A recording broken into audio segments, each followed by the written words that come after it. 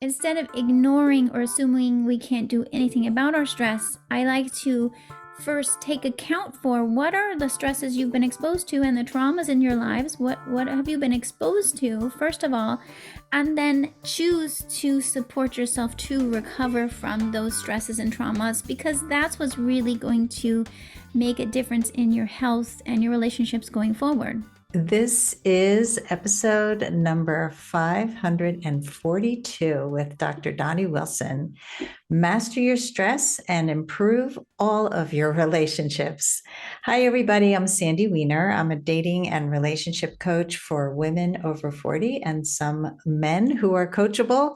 And I want to welcome you back to Last First Date Radio, where we believe it is never too late to go on your last first date. And to support you on your journey to lasting love, I wrote a book. It's called Becoming a Woman of Value: How to Thrive in Life and Love.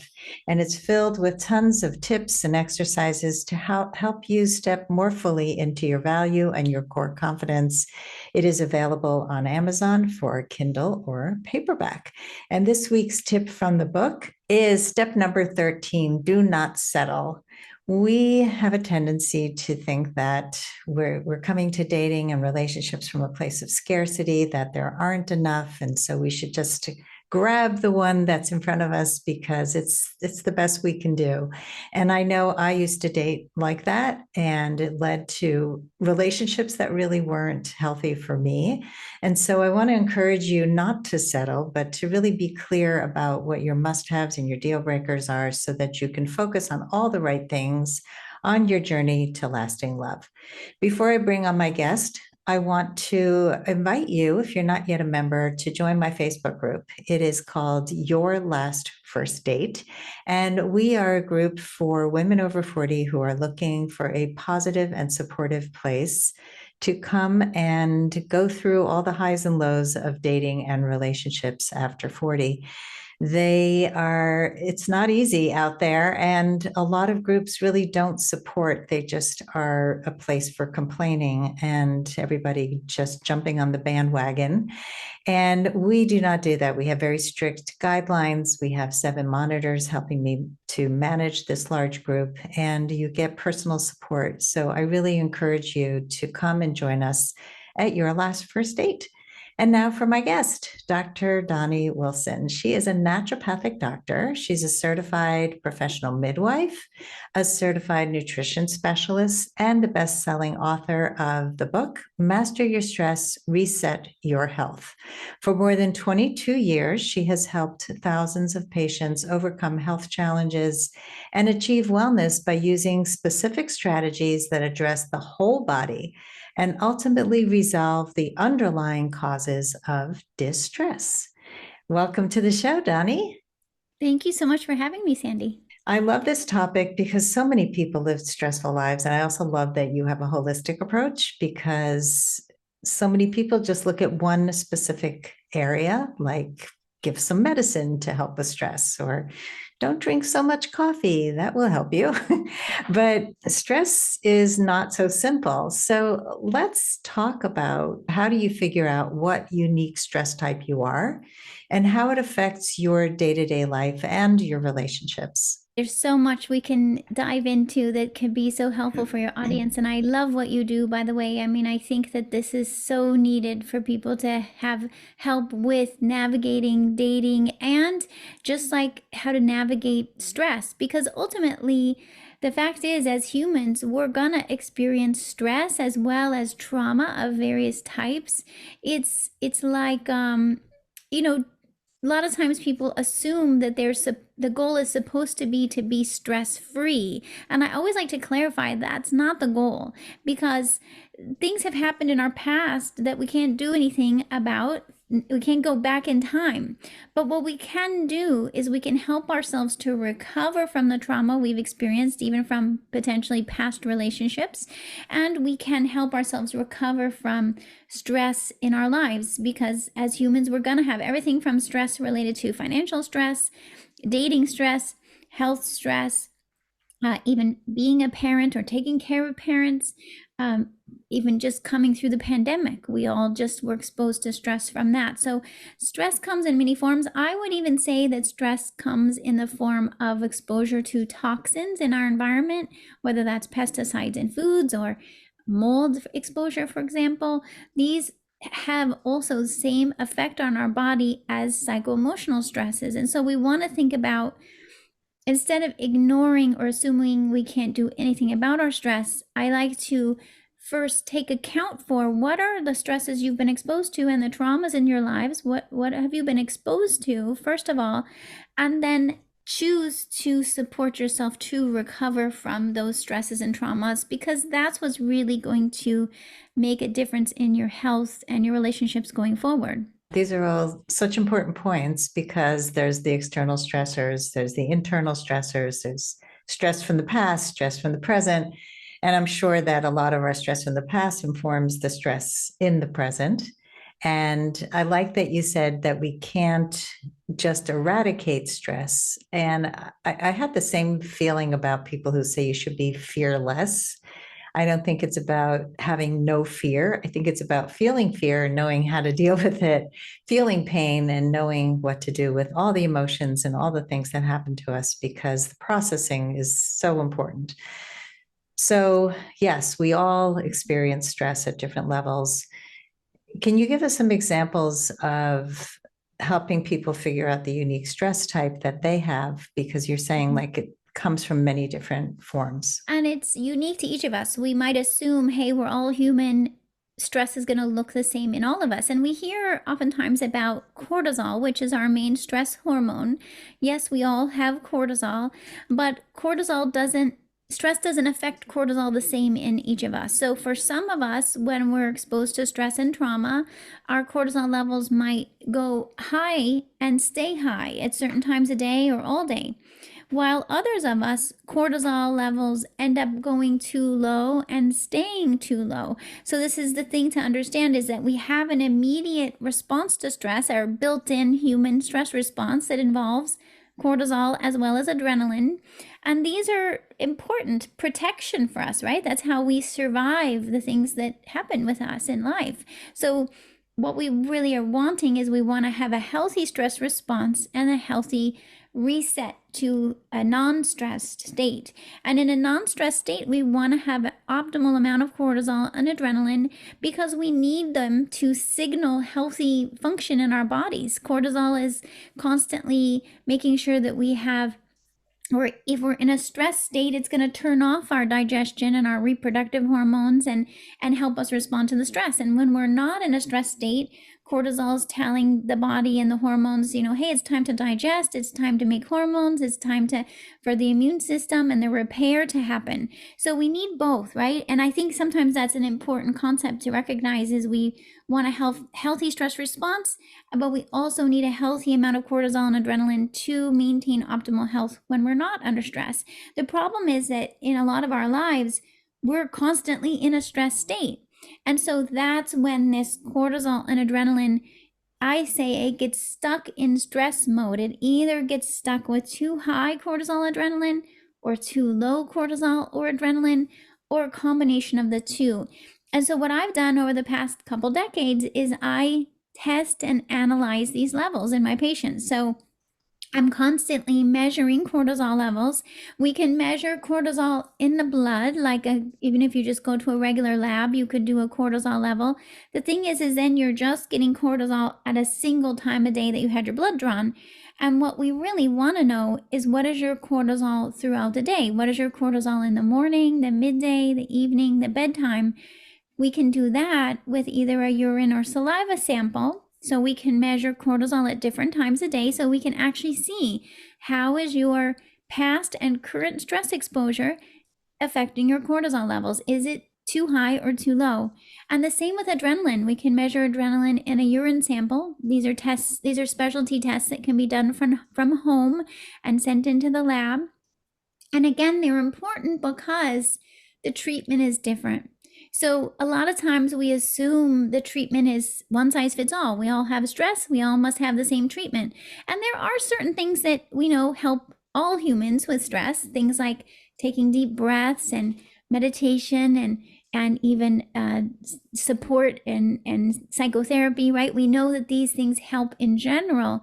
But what I'm saying is we can actually even get much more individualized with our ways of supporting you if we know whether your cortisol is too high or too low, and if your adrenaline's too high or too low, because then we can use specific herbs, nutrients, and even other activities in your life that are known to either help a cortisol that's too high, bring it back to optimal, or cortisol that's too low, bring it back to optimal. You see, so it's a matter of if we know where your levels are, we can really hone in your stress recovery. So let's talk about the recovery and the treatment. What are some of the tips to calm your own stress levels, and if you're in a relationship, your partner's stress levels? Great question. And there really is so much research and so many things we can choose from. In some ways, it almost is overwhelming, and yet some of them are quite simple. Things that we just need to kind of remind ourselves to integrate into our daily routine. And so it could be some things like I mentioned before, even just realizing, hey, if I feel stressed, I can just take a couple deep breaths, which will signal to the vagus nerve to go into the parasympathetic anti-stress pattern and help calm you out of stress mode. And this is something, yes, if you're in a relationship, that might be something you can communicate about with each other and remind each other or help each other to identify what are the things that might trigger you into a stress response, or what can you do in your daily routine to help you establish a self-care routine, what I call self-care routine that you can implement on a regular basis. I use the word CARE as an acronym. C for clean eating, A for adequate sleep, R for recovery activities, and E for exercise. We hear a lot about self-care in general, which I think is a good thing because it's about prioritizing ourselves and our lives, which we're not taught to do from a young age. So we kind of have to on purpose say, hey, am I really prioritizing taking care of me, which is so important when we're in a relationship with another human or many other humans. And if we use this acronym, we can then really integrate in dietary choices that are going to be best for our health and making sure we're feeding ourselves in a way that helps us recover from stress. Prioritizing getting to bed and getting that 7.5 to 9 hours of sleep every night, which we know is when our bodies do a lot of stress recovery and repair.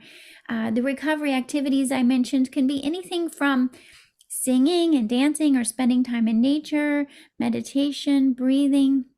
There's so many activities that have been shown to help. And what I look at is, are there specific activities or time of day for these activities that are going to be better for your stress type? Again, the stress types are based on these common patterns of imbalance of cortisol and adrenaline I was speaking about. So when I studied the cortisol and adrenaline, I found that there's 5 common patterns of disruption of cortisol and adrenaline. So then when I work with patients and when we're implementing this CARE protocol, we're doing it based on your stress type. So if you tend to have high cortisol, high adrenaline, which is the stress magnet stress type, we're going to want to implement CARE in a way that's going to help bring your cortisol down, which is going to be different than someone who's the blah and blue stress type who has low cortisol and adrenaline. They're going to want to implement their CARE slightly differently so that we're achieving the same result for both types. Let's take a quick break to hear from our sponsors. This episode is brought to you by Amazon Music Unlimited. You can listen to over 70 million songs and thousands of playlists and stations. Plus, you can now stream your favorite podcasts like Last First Date Radio. You can listen to any song, anytime, anywhere, on any of your devices, your smartphone, your tablet, your PC or Mac, Fire TV, and any Alexa-enabled devices like the Amazon Echo. Get Amazon Music Unlimited for free for 30 days. Just head on over to getamazonmusic.com/last first date to learn more and claim this offer. how do people know without doing the testing that you do? Is there a way for people to know their stress types and whether they have high or low cortisol and adrenaline? Yes. So what I did is through my research, I also developed a quiz that's available in my book, The Master Your Stress Reset Your Health book. It's available there, and I also put it into an online version on my website. So on my website, you can do the stress type quiz, which gives you your likely stress type, meaning likely where your cortisol and adrenaline levels are have landed after your stress and trauma exposure. And then I can guide you from there in the book or also through the website. How do you get your cortisol and adrenaline back to optimal? Great. Okay. I was just wondering because not Mhm. everybody is going to be able to test their stress type and Mhm. in the same way that you do with a patient that you see in person. Exactly. And Uh, that's why I wanted it, because I really believe that everyone should have access to this. I really believe that everyone should be able to know what is my cortisol and adrenaline up to based on my stress and trauma exposure, and what can I do about it? Because here's the thing, Sandy. I mean, this has the power to change your health in the moment. Like if you're experiencing anxiety, depression, sleep issues, or even digestive issues, hormone imbalances, weight gain, and any kind of, here you are wanting to be in a relationship, but also wanting to feel your best. Also, studies show that when humans have optimal cortisol and adrenaline levels, it improves our longevity. That means we are living healthier, longer lives by addressing this. no, I totally agree. I have prided myself on being a fairly stress-free person.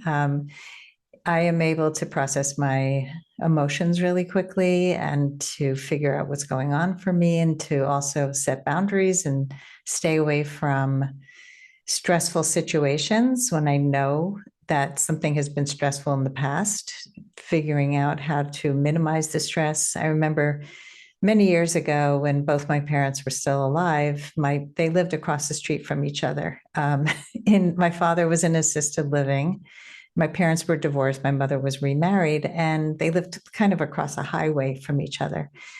And I would go to visit both parents, but I would tell them in advance, I have a half an hour for you. Is there anything I can bring? And then I would do whatever I could to stay as stress free as possible. My father was bipolar and he tended to ruminate a lot, very depressed a lot of the time. And it was difficult to be around him, but learning how to limit the time and limit the conversation and just doing the things that I needed to do for self care.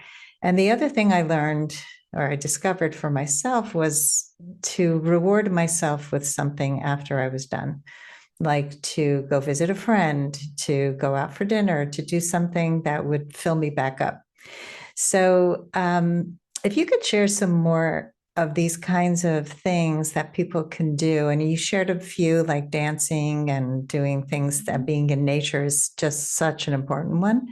What else can people do to really start to work on their stress levels? I encourage people to think of something that you enjoy, or maybe it's something you've thought you always wanted to do, but you just haven't quite done it. You just are like, one of these days I'm gonna learn how to play the piano, or one of these days I'm gonna, travel somewhere in the world you really wanted to go and explore. So I invite you to even just taking a few minutes to take some deep breaths, and I use this in my programs. We use a lot of biofeedback and guided imagery to really help you connect with yourself. I mean, that's the thing, is so much of the time when we're dealing with life and families, we lose track of who really am I and what do I really want? What really would be healing for me? And so to take those, it doesn't have to take very long, but take a moment to just take deep breaths and close your eyes and find for yourself, where were moments in your life when you felt connected with yourself, you felt that sense of calmness, peace, gratitude. And sometimes then it will come to you like, oh, I've really wanted to start going for a walk on the beach every day, or I really want, right, you start to, oh, I really, if I could get a dog, I've always wanted a dog, let me go down, once we identify it, then we can take the steps to make that possible in our lives. I've loved to dance my whole life. I was dancing, except for when I was raising my daughter, I had stopped.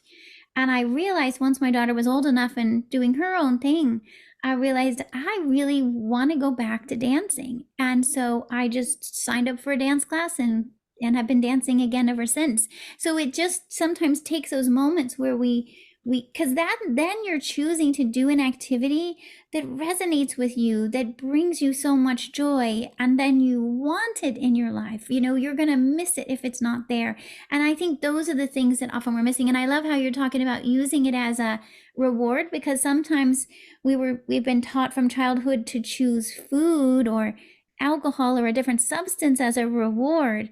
But if instead we can choose activities that raise our oxytocin level, which is our anti-stress love hormone, if we can choose activities that raise oxytocin, like singing, dancing, being with a pet, being in nature, being with a friend, now we're signaling reward using oxytocin, that is going to be much more beneficial and doesn't have the negative effects of some of the other things we might choose as a reward. Yes, and that brings to mind something else that you say, which is that frequent hugging and sex promotes stress recovery. I have a feeling that the oxytocin plays a part in here too. It definitely does. It definitely does. And that's, I think, one of the reasons why people are that kind of gets us to want to go on a date or find this other human to be connected with in our lives, is to be able to experience those other forms of stimulating oxytocin, for sure. Yeah, I've also heard that when couples reconnect at the end of the day, another thing they can do is to regulate themselves together. I forget the words, the exact words, but it's kind of gazing into each other's eyes, breathing together to just kind of de-stress and reconnect. Do you recommend something like that too? Absolutely. If you're, in a relationship, you have that opportunity, and maybe that's, even if you're looking for a relationship, that might be something that you identify with, hey, this is something I'd like to experience in my next relationship. And because it says to me that you're on the same page about both, each of you taking care of yourselves, right? Taking care of your own need for stress recovery, and finding ways to do it together, to do that, that regulation, that sort of like cooperative regulation of our internal systems, which can be very healing. Yeah, that co-regulation is so important. So you also talk about some recipes that can boost your health, and also they're good for date night, or you have a lazy morning in. Couples, I love cooking with a partner. It's you also learn a lot about a partner's stresses when you cook together. So give us some tips on some health boosting recipes. No, the way I think about it is we want to choose foods that are going to be giving us nutrients, but without adding stress to our system, right? And in foods, the stress comes from foods that are inflammatory. So commonly inflammatory foods would be from dairy and gluten, for example. Also sugar, if foods contain higher amount of actual sugar, like white sugar, that's going to be inflammatory, but also throw off our blood sugar levels and our cortisol levels. So if I start to think of it that way, then I go, okay, let's choose foods that are going to be a really healthy, nutrient dense protein, healthy carbs, healthy fats. And so sometimes that can be the little, almost like a game you play when you're designing your meal. What protein are we going to want to have? What herbs maybe do we want to use to flavor the food? So then you're engaging with your food in for fun and mindfulness and enjoyment, versus just eating quickly and mindlessly and consuming things that might actually be adding to the stress in your body. Do you have a specific recipe that you like to share? Oh, sure. And definitely in the Master Your Stress book, there are some of my favorite recipes in there.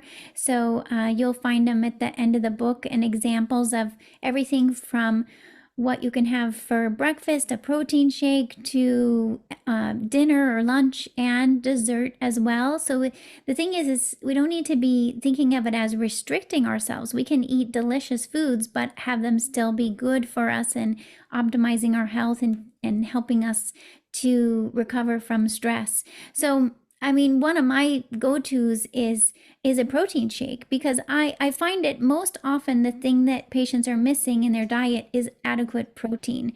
So yes, you can choose whether it's a plant-based protein or animal protein each time you eat, but I like to start the day with a protein shake, because then I'm having protein, like I use a pea-based protein, plant-based protein, then I can add to it healthy fats like flaxseed oil, and I can add to it healthy fruits, like I'll use like an elderberry liquid.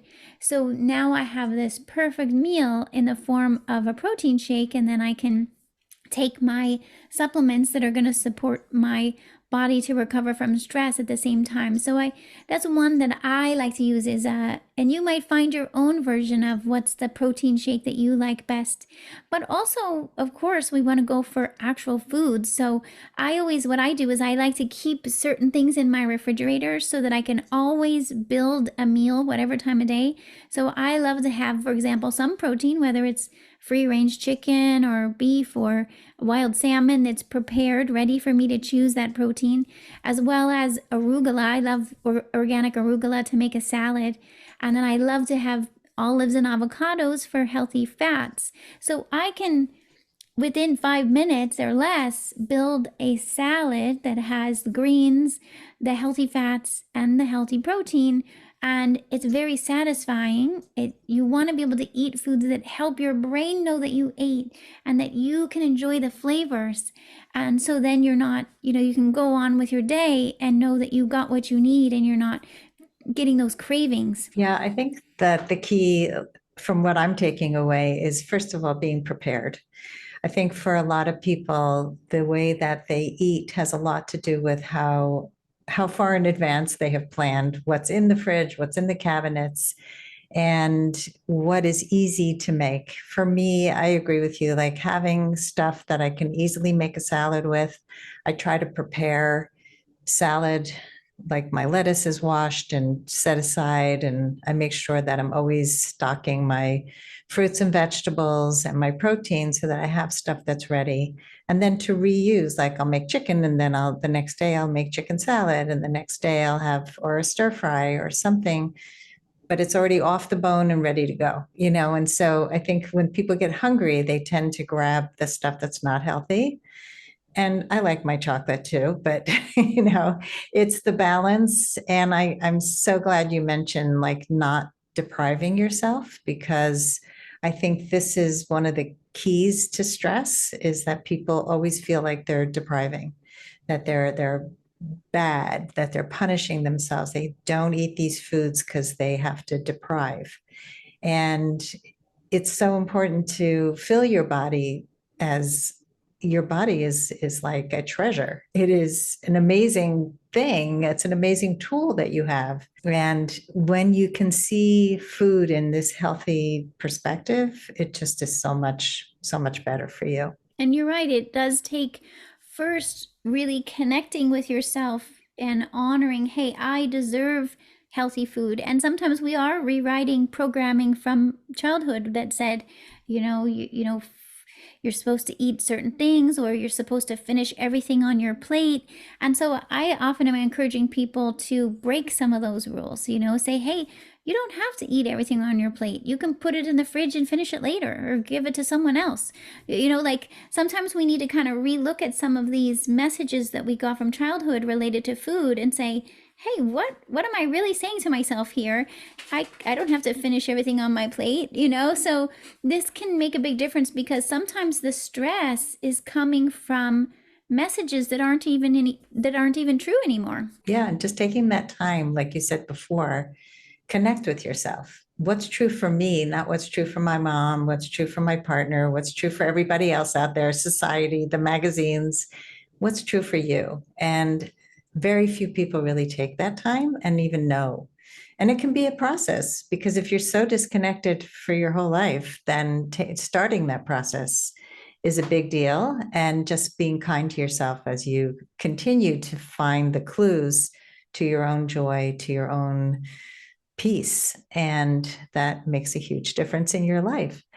So Doni, what are your final words of advice for anyone who wants to go on their last first date in a stress-free, or not stress-free, but in a way that really feels healthy? Based on what you're just saying, it's so important to take these small steps, that to encourage yourself that the small steps and the small changes you learning along the way will integrate and lead to bigger changes as you go, and to just pace yourself. To me, it's more important to create small changes that add up over time than to expect perfection or to expect big changes in a short period of time. And so this is exactly the philosophy behind my self-care reset. It's a 7-day stress recovery reset, and I want to give your listeners access to this 7-day program for free, so we can share that link so that they can start down this path of how do we start to bring awareness to things you can do on a day-to-day basis that will help you to then go down this journey of stress recovery, and to know that as you do that, you do start to learn how to establish your own self-care routine, which is going to be so important when you're in either already in a relationship or looking to be in a relationship. The key is, how do we maintain our internal self-care routine so that that stays even when you're in relationship with another human. That's such an important thing, the maintaining your own self-care. I mean, I think ideally everyone wants to be in a relationship with somebody who's taking care of themselves, both emotionally and physically.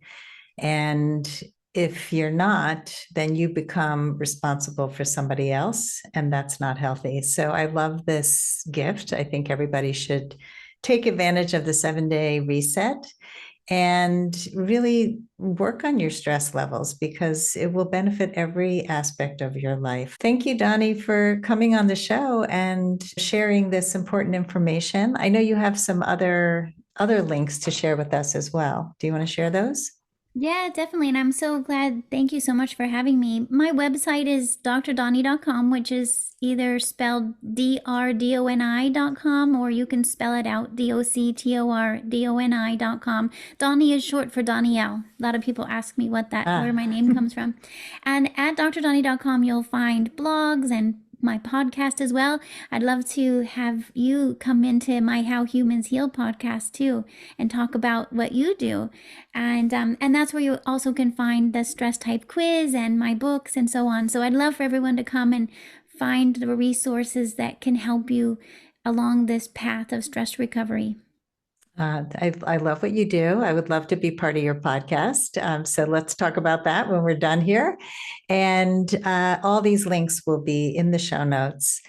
Thanks, everybody, for listening. If you love our show, please rate and review on Apple Podcasts. We love you for any review you do, because it always helps the podcast grow and continue to grow. We're in our 10th year. 540 something episodes in, and keep on going strong, and your reviews really matter. And as always, here's to your last first date. If you are ready to get unstuck, gain new tools, become more empowered, and finally find your last first date, I'd love to talk to you. Fill out an application to be considered for a complimentary half-hour love breakthrough session at lastfirstdate.com/application. That's lastfirstdate.com/application. I look forward to talking to you soon.